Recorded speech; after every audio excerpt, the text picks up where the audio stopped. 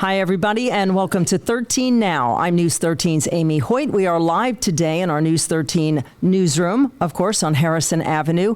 And today we join you, as we have been in recent months, to talk about Buddy Check. It is all about breast cancer and breast cancer awareness. In the last few months, we have introduced you to some local ladies who are breast cancer survivors, but their stories were more recent. Today, we're going to introduce you to a woman you may know who has been a 24-year-long survivor who had breast cancer at a very young age. And she joins us now. Her name is Denise Kelley. You probably recognize her. She is Deputy Superintendent of Teaching and Learning for Bay District Schools. Thanks for joining us. Hi, thanks, Amy. Thanks for having me here today. It's good to have you here. Let's talk a little bit about how this all started. And yours was a little unusual because you were in a car accident first. Sure. So in January of '97, I was in a car accident, hit head-on by a drunk driver. Very blessed to have survived that, but came out with multiple injuries, leg, head, arm, all my ribs were broken. And so the seatbelt actually went across and did its job, saved my life. And so that started in January. Well, I have always, been up on research and studied research, and from a young age, always just kind of did the breast check, just to kind of like, okay, well, let's just do this. So it was about 2 months after my car accident, I found something that was very prominent. You couldn't miss it, and called the doctor. And the doctor said, well, I'm sure it's probably a hematoma from the seatbelt, but let's just watch it. So I said, okay. So we watched it a couple of months, went back a couple months later, and it had not gone away. It had not gotten any smaller. It was about the same size. And it was actually Dr. Rivard. He's retired now. He said, let's just take it out, and we won't have to worry about it anymore. So you found this on your own 24 years ago. I mean, we've been talking about breast cancer awareness for a long time, but for you at a young age, 29 is young. Did it run in the family that you were concerned about it? No. In fact, there's no history of breast cancer in my family at all. Since then, about a few years ago, I did have an older sister that was diagnosed with breast cancer. But at the age of 29, I had a 3-year-old. And so we really thought it was from the seatbelt. And so just, the thing is that anytime you find something like that, you're very concerned about it, right? And I'm just thankful that my physicians were aggressive and concerned and listened to me and noticed when I told them there was something new there. So anyway, when we did the biopsy, I was very shocked to learn that I had breast cancer at the age of 29. They removed this lump while you're recovering from a very big car accident. You were hit by a drunk driver, correct? Yeah. Okay. And so how did they just add that surgery on, I guess? Yeah. So I had come out of the hospital and 2 leg casts and an arm cast, and I was still in those when they diagnosed me with breast cancer. And so we waited until all the casts came off, and I was going through some physical therapy. And then my physician, he said, what do you want to do? And I said, well, I'm 29, I have a 3-year-old. Like, I don't know what to do. And so he and I decided that he would make an appointment for me at MD Anderson. Went to MD Anderson, and they actually did a mastectomy on the left side, reconstruction on the left side. And following that, in August, I started chemotherapy. Now, how are you doing chemotherapy with A, a 3-year-old, and B, still recovering from the car accident? And there's a picture of you right there. A wonderful family, supportive family is very important, and supportive friends. I had people that would come and stay with me, help with her, in-laws, parents, just friends that would come check on me to help keep my spirits up. How was the chemotherapy 24 years ago? Same as it is now? There's more meds now for the nausea than there was back then, and I did have severe nausea, lost weight and gained weight at the same. I mean, after I lost some weight, I gained some weight. You just try to find whatever you can to eat, and but I think the hardest part, and what I want to encourage other women, is that you can get through this, and I think the hair loss was the worst part of all of it. Yeah, that's what I hear. Yeah. And how long does it take for you to grow your hair back? And first, let me ask you, did you shave it off initially on your own? Yeah, so when it started falling out, actually, I had my mom actually shave it, and my 3-year-old was standing there, and she's like, she kind of got, she said, don't ever let Granny cut your hair. She cuts all your hair off, because, she didn't understand. She was so small, yeah. And so, we shaved it, and the rest of it fell out. And my hair was actually like a brownish color, and when it started coming back in, it came back in this color. Oh. And so I think that was a reward from God for getting through. It was like, well, you always wanted black hair, so here you go. And in this picture, is this your husband? So that's my husband. That is how is he doing while you're going through this at such a young age? You weren't married that long. No, we had not been married that long, and so I think it was very difficult on him, because he actually didn't know how I felt, even though I felt okay most of the time. He worried about, what am I going through internally that he didn't know about. But I will tell you that we have a very strong faith, and we have we have a very strong church family that, I had people come over and help clean my house. I had a 3-year-old, they prayed for me. They heard me cry. And there was also a men's group that supported him. And I think it's most very important to support the significant other in the life, as well as the person going through the cancer. How important, I know your faith is important to you, but how big of a role does it play in something like this? Could you imagine going through it without it? No, so, one thing is that, you come to the realization when you go through this, like going through the car accident, that was a decision that a person made, right? To drink and drive. But this was something that happened that I couldn't control, or another person couldn't control. Even though, you go through, you're like, well, could I have eaten better? Could I have exercised more? Those kinds of things. So this really brought to life to me that, I'm not in control of my life. Either God's in control or he's not in control. Right. And so I think it builds your trust when you go through those hard times. You have to learn to have hope, and you need to lean on those people that can give you hope, that can provide those words of encouragement.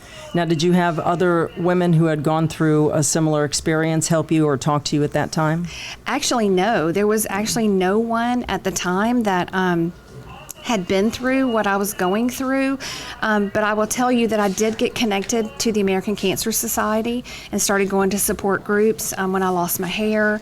Before my hair came out, they were like, you need to go get a wig before your hair comes out. That was interesting, going to get a wig, because we went in the wig store at the time, and I'm like, I don't know. Like, look at all of these. And my husband just pointed to the one. He's like, that's you right there. I'm like, you're right. That's me. So you did wear them? Yeah, I did. You did. I did wear them because I would work when I could, and when I couldn't, I stayed home. Were you in education at the time? I was, yes. You were I was already. A teacher. Mm-hmm. Oh, wow. And what grade were you teaching? So I taught kindergarten at the time, and then during that year after the car accident and the breast cancer, I became a Title I resource teacher, and I worked at Cherry Street for a while, just getting my feet wet into administration and supporting other teachers and working through the Title I program. What kind of reaction are you getting from students? Because they were young. They were little. They were young, but, they didn't know, because at the time I was wearing a wig when I went to work. And so, they just thought that was my hairstyle. Right. Yeah. Now, how long was the chemo? So the chemo lasted through November. And then I think I took my wig off in April. Oh, so of 98. For months. Yeah. And radiation, did you have anything else? I did not have to have radiation. No. And the surgery is already done at this point? Yes. All right. Yes. And then you have reconstruction. Now, how quickly did they do the reconstruction? Some women have to wait. No, so the one that I had was the mastectomy and reconstruction all in one surgery. It was a 9-hour surgery. Oh, wow. So I was really hesitant to do that at the time in June, because I was still going through therapy from my car accident and still trying to learn to walk correctly. So actually going through the reconstruction at the same time was much more difficult, because I still hadn't recovered from the other. But just, the strength from above Well, yeah, provides you what you need to get through. You got hit with a double whammy there. I mean, I can't even imagine recovering from the car accident and then finding the breast cancer. Yeah. Well, the surgeons and the doctors had to be concerned. Yeah, and the surgeon and MD Anderson said, it could have been because I was so young, they may not have found the lump for 2 years, that the hematoma that had developed around the cancer was a blessing that we were able to find it. So it was between 1 and 2 centimeters. So I was on the verge of stage 1, stage 2. They labeled it stage 1 because it was like 1.9 something. Everything happens for a reason. And because I followed up on it, and because I had such great doctors, they were very in tune to what was going on and just very cautious and listening. Right. Now, by today's standards, a lot of women just go ahead and get the double mastectomy. Why again did you choose just to do the one? Well, at 29, I was fine with taking both. But the doctor at MD Anderson said because I was 29, it was very rare for anyone at 29 to get breast cancer. So they said 24 years ago. And so they refused, because I was so young, to take the second one, and said, if you get a new cancer, it will be there's a 3% chance that you will. So they did not want to do that because of my age and because I had still a full life to live. Mine was estrogen positive. My cancer was. So I did take some estrogen blocker chemo pills for 10 years after after my chemo. But that didn't start right after chemotherapy. After I came off of chemotherapy, about 3 years later, I decided that if it was God's will, that I wanted another child. So I went and, to seek counsel from the physicians and said, what are my chances? Would there be anything wrong with the baby? If I were to get if I were to get pregnant. And so the picture that you see right there is Carson was born in 2001, and my cancer was in 1997. And he is our miracle child because they really didn't think I could get pregnant. Wow. And so Dr. Ingram, I'm sure everybody remembers and knows Dr. Ingram, what a phenomenal physician he was, delivered Carson. And I remembered when he delivered him, he said, "Look what you did." Yeah. So every time, this is the boy? Yes. Yeah. So every time he aggravated you over the years, did you say, you're a miracle? Or did you say, well, I'm a miracle mom? Right. So after he was born, then I actually started the chemo pill for the estrogen blocker. What did they call that? I took tormenafine. Tamoxifen is the normal drug that they gave at the time, but I was having some reactions to the tamoxifen, so went back to Dr. Ingram and Dr. Rivard, and they said, well, let's just change it. So I took tormenafine for 10 years. And is this one pill a day, or how? One pill a day. Mm-hmm. Wow. Mm-hmm. And that's to keep it from coming back? To kill any extra cells that might be in there? Yes, yeah. And and so to make sure it's not fed. And I remember asking my doctor at MD Anderson after my surgery, I said, did you get it all? And he said, he just said this, if you're 67 years old, I'll look at you one day and say, we got it all. Well, I'm 53 now. So you're doing pretty well. I'm doing pretty well. Now, did you go to MD Anderson in Texas? I did. Oh, you did. Okay. So now how is that playing a role in your family life, and you're recovering from a car accident, and you found breast cancer? How are you making that travel? What kind of support do you have now because you have the one baby? Yes. So at the time, I think I told you that I was teaching kindergarten. Right. Those parents and the community where I taught were so grateful to me and my church and my family. And it was a miracle in itself that every time I needed something, it showed up at my door, whether it was a plane ticket or money for travel, whatever, because I really couldn't ride in a car for a long time because my legs still wouldn't bend from the car accident. So they showed up with plane tickets and money and things just to bless me for me to get the treatment that I needed. Now, and when you're finished there and you're taking your pills and you're doing your follow-ups, is that in Panama City, or are you still having to travel? So I was going back to them, and then once I went there for probably about 5 years. I now go to Mayo Clinic In Jacksonville. in Jacksonville, and they do follow up on me once a year. Just because it's closer, and they're following the same protocol that MD Anderson would, which may be the same protocol they would follow here.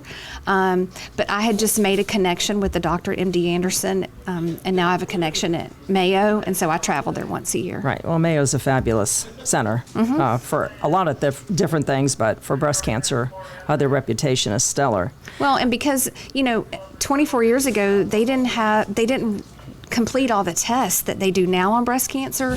So I don't, a lot of the information that patients are getting now about what type of cancer, whether it's HER2 or whatever, like they didn't do any of that on me. That it wasn't protocol back then. They probably hadn't even been developed. And so the breast cancer research and cancer research has just come so far. I'm just amazed at what happens today that didn't happen 24 years ago. And let's go back just a little bit. You said you found the lump yourself while you're recovering from a car accident.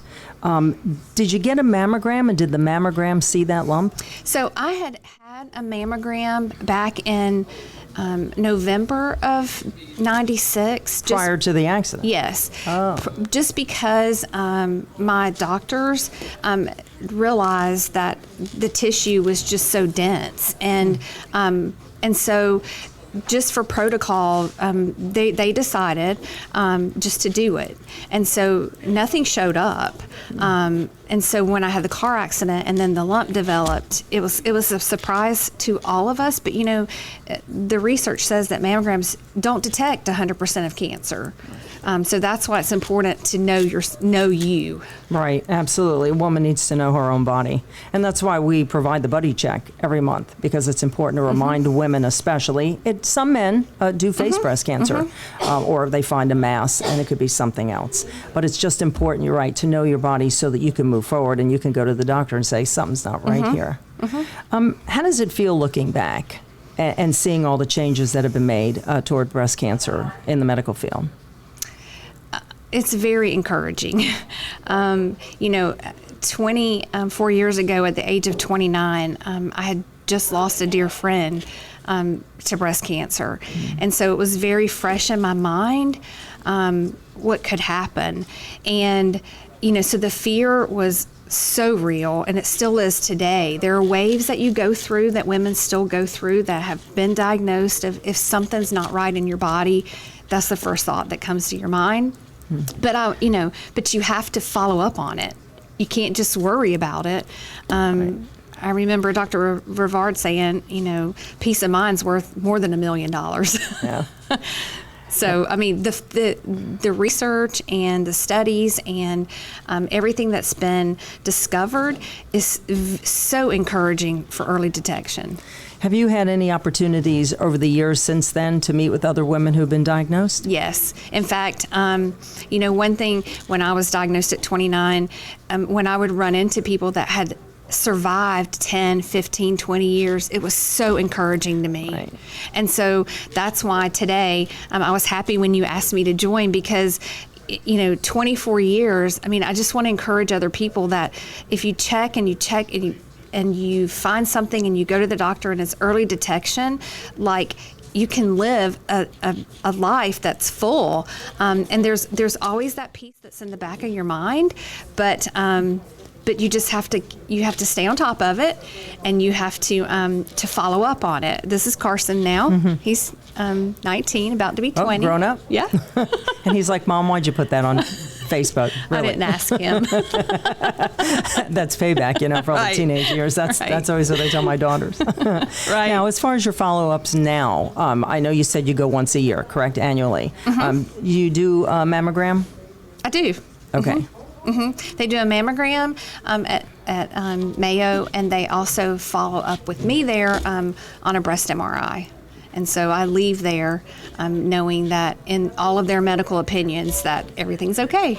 Well, we appreciate you sharing your story today. Is there anything else you would want women to know or family members to know moving forward if they should? Yeah, this is my grandbaby. Oh, she's beautiful. We're glad you sent that picture. She's 2, Oh. and so I'm so thankful that the doctors did what their gut told them to do, and that I can survive. I have survived and able to share my life with my family, and this is my entire family. This was at Easter this year, and so I am so blessed to be living and sharing my experience with others to encourage them. In fact, last week I just talked to a lady who's in the middle of going through it. And, if you are reaching out, if you haven't reached out to somebody who's gone through it to encourage you and to ask questions, please do that, because instead of worrying about it, Right. and fretting like, is this normal? I mean, I'm not a physician, but I can tell you my experience. Right. And that support is just crucial, Absolutely. I think, as you mentioned. Absolutely. Well, we thank you for sharing your story today. It's a phenomenal one, and we're so happy that you are a 24-year survivor, and we Yeah, hope to see you for me another too. 124, right? And, of course, we always see you around the school system working for Bay District Schools. So we appreciate you so much, Denise Kelley, for coming out today. Thanks, Amy. And just a reminder for your buddy check, ladies, check your breast. It's a simple touch. You know your body, as Denise mentioned, and if you feel anything, call your doctor and get a mammogram. We're live for now on 13 Now. We'll see you later.